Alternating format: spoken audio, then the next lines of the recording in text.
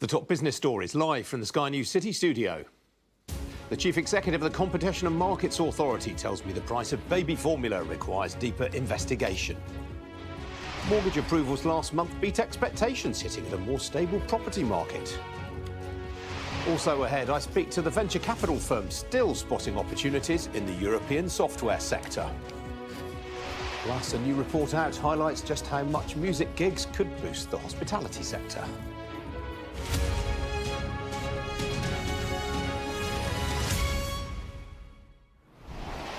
Good afternoon, this is Business Live with me, Ian King. Suppliers of branded goods, including baked beans, baby formula and pet food, have been accused of overcharging customers by raising their prices by more than their costs had risen. The Competition and Markets Authority has been examining 10 product categories as part of a review of competition in the groceries sector. It said today that it found that over the last 2 years, around 3/4 of branded suppliers selling products such as baked beans, mayonnaise and pet food had bolstered profits by raising prices by more than the cost of making those items had risen. It said that as a result, shoppers had increasingly turned to supermarket branded products, leading to a reduction in sales for some well-known brands. The watchdog also said it now intends to launch an investigation into supermarket loyalty schemes because of the way cheaper prices are only being offered to customers who've signed up. Specific concerns about the rising price of baby formula were raised in the report, with a warning that, given just 2 companies make up 85% of the market, customers are widely left without any cheaper alternatives. The CMA's chief executive, Sarah Cardell, told me that the watchdog will now investigate why there isn't more competition in the baby formula market. So our priority at the moment is to understand why the market's working in the way it is, in particular what's driving consumer choices, whether people are getting the right information at the right time to make those choices. We found that new parents could save around £500 a year by switching to cheaper options. We also want to understand whether there are barriers that are preventing other competitors from growing their market share, why there isn't much in the way of competition from own label products in this market, and also whether there are any elements of the regulatory framework which could be changed to improve the way that the market is working. We're going to do that piece of work over the next few months, and we'll be providing a further update next year. We're not at this stage launching a formal review. We want to move quickly in this market. We want to get a good understanding of what's really behind the lack of effective competition. And at that point, we can look at what changes need to be made. Now, it's no secret that venture capital investment has fallen around the world this year. But the investors whose funds are managed by VCs are still prepared to back ideas that they like. Ox, a specialist investor in European software-as-a-service companies, has just closed its second fund with firepower of $190 million. Joining me now is the co-founder of Ox, Mikhail Johnson. Mikhail, good to see you this afternoon. First of all, remind people why you are focused on software-as-a-service. Thank you, Ian. It's great to be with you. Thanks for having me this afternoon. So there are fundamental drivers on the growth in this market for software. You see digitalization going through every single organization in the world. You see a move from traditional on-premise software to cloud and software as a service. And you now see third tidal wave of innovation coming through artificial intelligence as the building block for the next generation of software. So it's a very exciting market to be in indeed. And you're focused on scale-up companies in particular. Why is that? Well, we invest with a model where we are very data-driven and where we invest with absolute conviction. And that forces us to invest slightly later in the commercial development of a company. So we think there is a very large gap in that market, and there's a lack of expertise on the investor side, how to think about these companies that are sort of in between the very early stages and the traditional growth stages. So that's why we picked that space. That's very interesting. Why do you think that lack of expertise exists? I think there is a traditional model for venture capital whereby you back companies that come flying out of the gates and get very strong early traction. Many companies that build profound products for a commercial business-to-business use, they take a little while. They need to pivot and they need to iterate before they find their product market fit. And many investors just don't have the time for that, or either they don't understand it. So that's where we tend to specialize. And typically, how much will you be looking to deploy per investment? So we will be investing, at Series B or Series A or Series B. That means equity checks in the range of $7-8 million initially, and maybe twice as much over the lifetime of a company. And will you be looking with this second fund to invest in all new opportunities, or will you perhaps be returning to some of the companies that you've backed previously? So this second fund is primarily focused on finding new opportunities in addition to those we have in the first fund. So what do you typically look for in a portfolio company? So we're looking for companies that have the vision and the ambition to build a product that can lead a category at global scale. So strong founders with deep technical and product expertise, but also very strong domain knowledge, and very ambitious and really capable of building a team around themselves to go after that opportunity on a global scale. It's often suggested that Europe lacks the kind of opportunities in IT that the US does. But SaaS, software as a service, is one of those areas where you think Europe does have some advantages. Why is that? There's a very large pool of talent in Europe. We actually have way more developers than the US, for instance. What historically has been the case is that many software companies commercialize in the US and they get a flywheel effect of that large homogeneous markets. European companies have been at a disadvantage, having to go market by market and geography by culture. So we think a very big part of the recipe for scaling companies quicker out of Europe is to make sure they expand into the US market at an effective rate. Now, here in the UK, there's been a good deal of agonising about the inability of companies to scale up. Do you think that reputation is fair? I think there has been a fair amount of challenges if you look in the past. I think, as a sector, software is younger in Europe compared to the US. I think the investors backing these companies haven't been around for as long. I think the entire industry is now coming of age, and there's way more experienced entrepreneurs who understand how to build these companies globally from day one.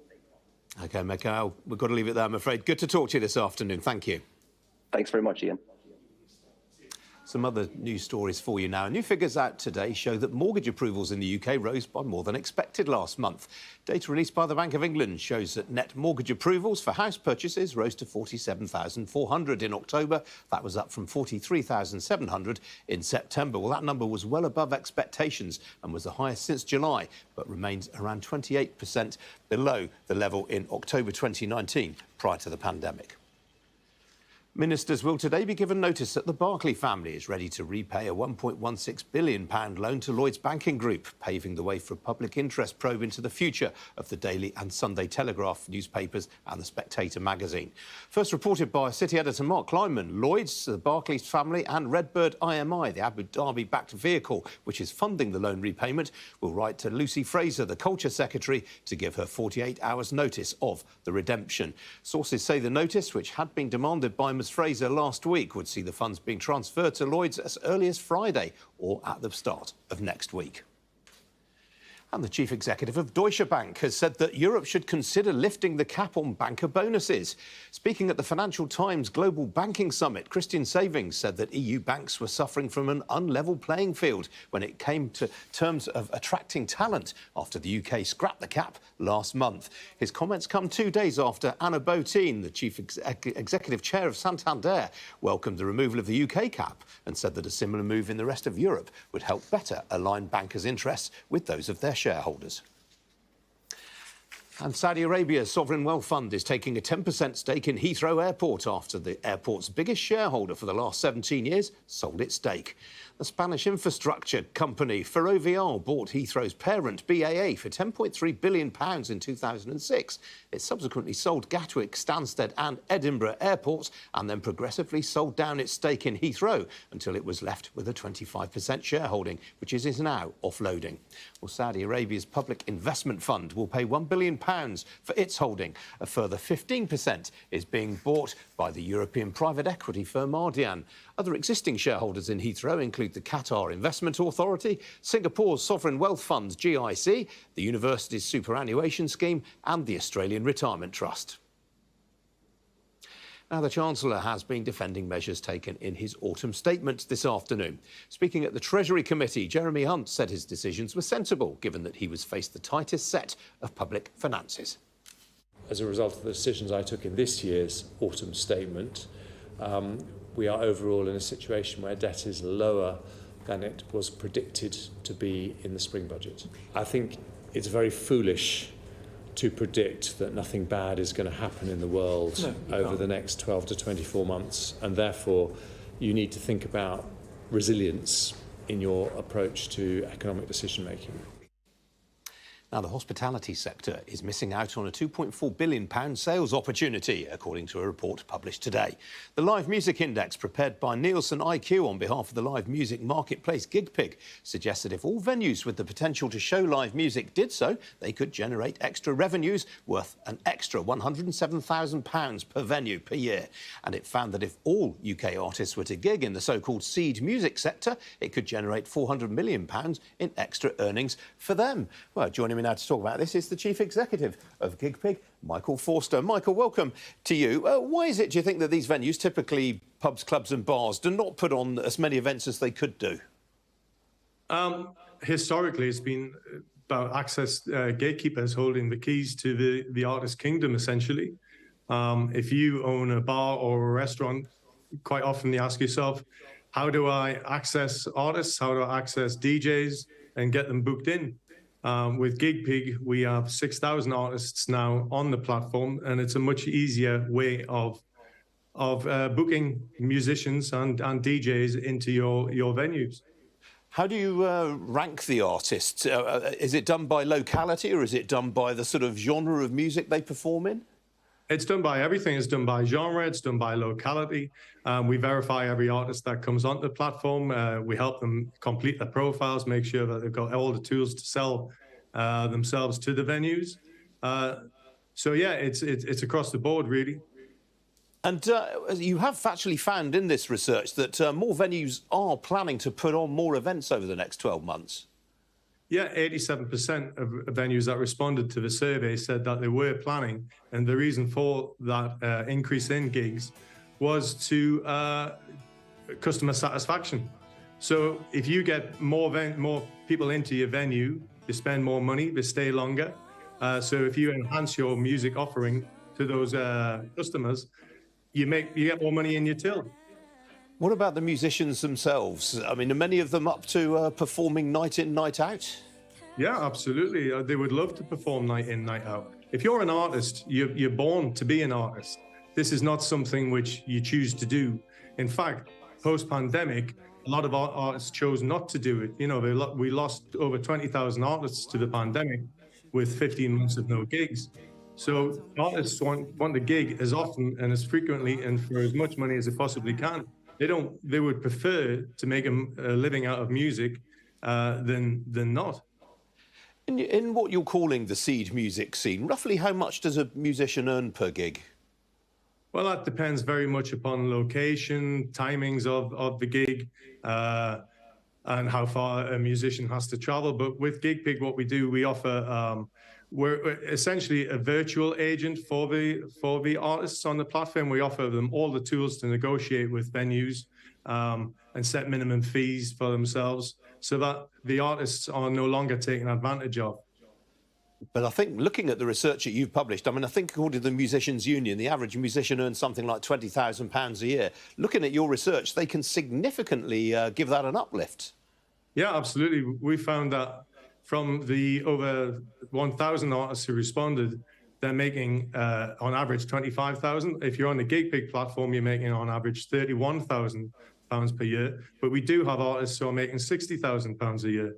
We've got, you know, if you're making £60,000 a year as an artist gigging 3-4 times a week, whether you're doing weddings, corporates or venues, that means that through the day, you can set up a home studio, you can do what comes naturally to you, be creative, and push for your dreams, all the while making money doing what you love.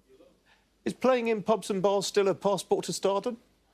Yeah, absolutely. We want every venue to be a stage. And every artist, whether you're Lewis Capaldi or whether you're the 1975, you started out in a bar, a restaurant, a pizza place, wherever. That is essentially where an artist first picks up a mic, first picks up a guitar, goes and sits in front of an audience, and starts to hone their craft. They're incredibly brave people. They are indeed. Michael, good to talk to you this afternoon. Thanks very much indeed. Thanks, Ian. Still to come here on Business Live. We'll have a look at how the markets have done this Wednesday afternoon. Don't go away.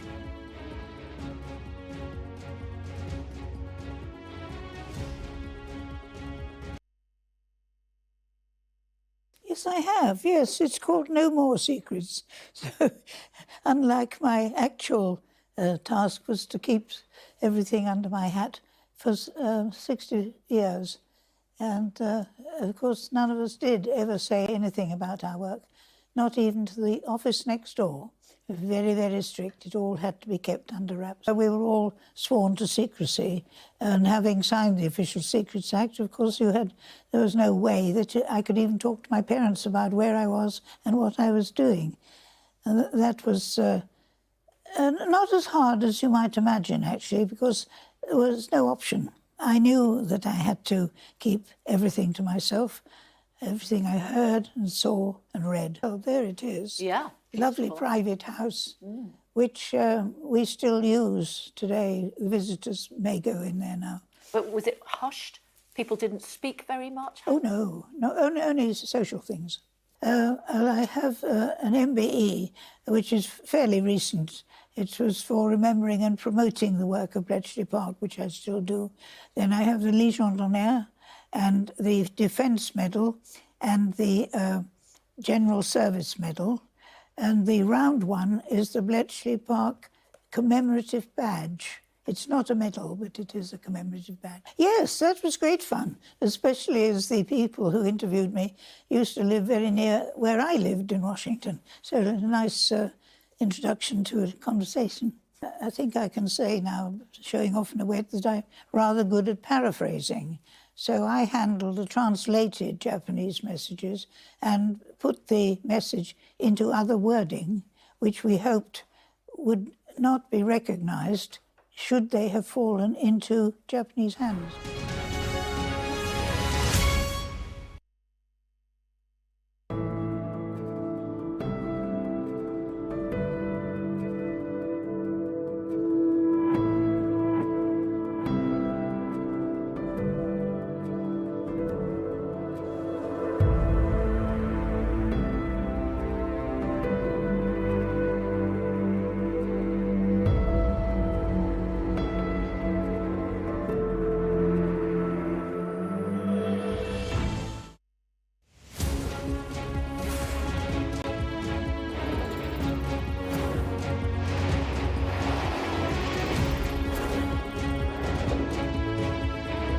The 5 of us have made it out of the car.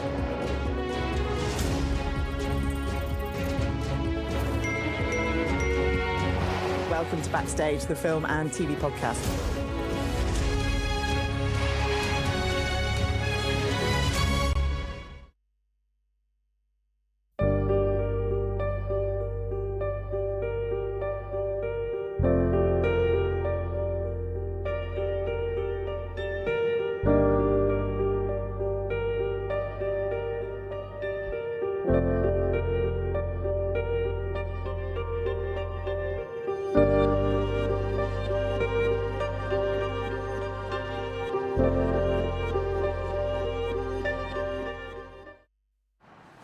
I just took a shower above the clouds.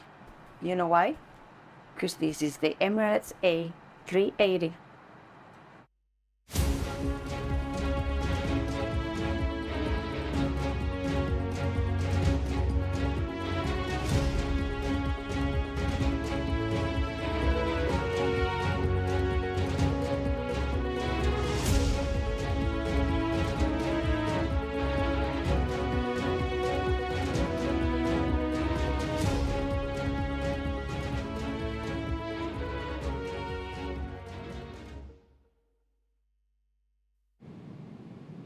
It's like Emirates, it's like better.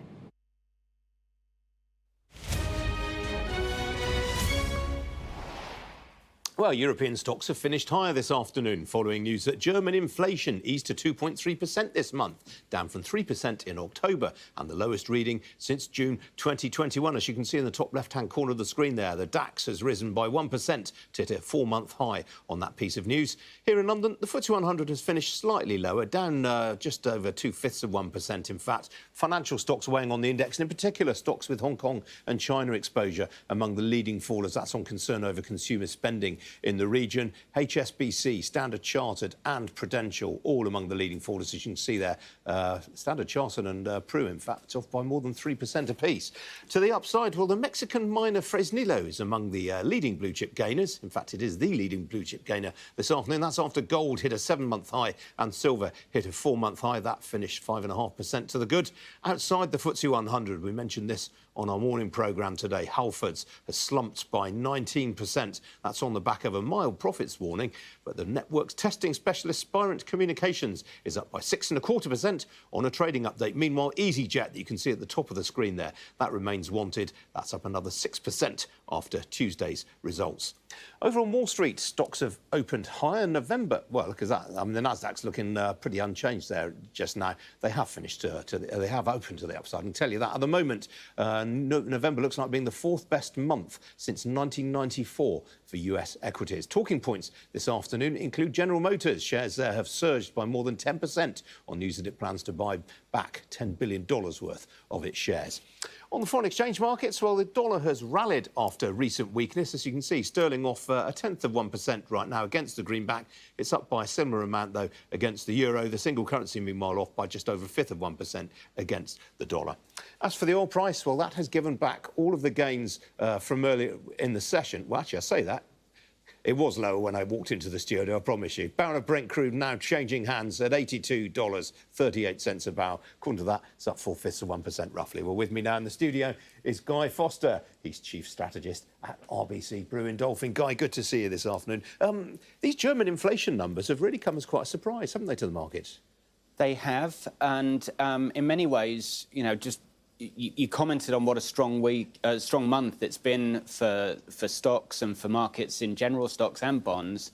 And in many ways, these German numbers were the thing that kicked it off, and a nice sort of cherry on the cake at the end of the month as well, because you get a provisional estimate of European inflation right at the beginning of the month, and those numbers coming in low were one of the things that really gave investors confidence that maybe the interest rate hikes are behind us. And so what that leads to is a good rally in bonds, makes stocks seem more attractive by comparison, but it also tends to mean that you're not expecting any surprises. So when at the end of the month you get a further surprise of relatively low inflation, then of course, you know, it's another really good news story. Yeah, it's quite. I mean, there is this sort of saying you hear in markets sometimes: the market wants to go higher, and it certainly feels like that. But it's quite interesting, given that we've had some dampening comments from various ECB officials this week, saying hold your horses, don't get too carried away with expectations of early rate cuts. Yes, what you tend to get at this stage is a bit of sort of ebb and flow. So over the last few, you know, a month or so ago, right, bond yields were soaring, not so much on the idea of extra interest rate hikes to come, but policymakers then were seeing this as being a potential constraint on the performance of the economy. So their language at the time was, you know, we could be relaxed about monetary policy because interest rates are effectively have been going up for businesses and consumers as a result of these rising bond yields. And now, as yields have come down over the course of the last month, policymakers need to sort of reverse course and make sure that their relatively tight policy settings remain in place without them having to do more to change interest rates. Yeah, I mean, from what you're saying, Guy, you think a lot of the sort of party that's been thrown in equity markets this month is down to the fact that bond yields are softening. Is there a danger that investors lose sight of the fundamentals here, how company earnings are growing? Yeah, I think this is one of those moments, particularly in the US equity market, where there is such a pronounced narrative about we've reached the end of interest rate hikes that a lot of investors will think that's the only thing that they need to focus on, and will be much more focused on the kind of companies that they want to invest in rather than the specific companies that they want to invest in. But you know, it'll last a few weeks, and then there'll be a bit of sorting and a bit of scrutiny on the performance of individual companies. Yeah, there's been a lot of commentary around, particularly in the US, about the fact that most of the growth this year has come from the so-called Magnificent Seven, you know, the likes of Nvidia, Apple, Amazon and so forth, and that people have lost sight of value stocks. I guess the announcement today from GM, this big share buyback, is proof that you know, there are opportunities in the value segment of the market too. Yes, and again, there's probably something that you wouldn't normally get with rising interest rates. You would normally get cheaper companies performing relatively well, but there's been so much excitement over artificial intelligence that it's sort of left them in their wake. But actually now, I think what we're really seeing is a bit of a broadening out of this rally in stocks, and certainly particularly some of the sectors that have been left behind are catching up. And certainly the ability to return cash to shareholders is a great display of confidence from companies. And very briefly, I've been asking everyone this week, is there much left in the tank for December? Well, you know, I think making really short-term forecasts is a bit of a fool's game. And given how strong November was, you would expect there to be a bit of a lull as you go towards Christmas. OK, got to leave it there. Guy, great to see you this afternoon. Thank you. That's it from me. There's no morning edition tomorrow because of the COVID inquiry, which will be showing, but I'm back at this time tomorrow, 4:30. Do hope you can join me for that. Mark Austin's up next with the News Hour. Cheerio.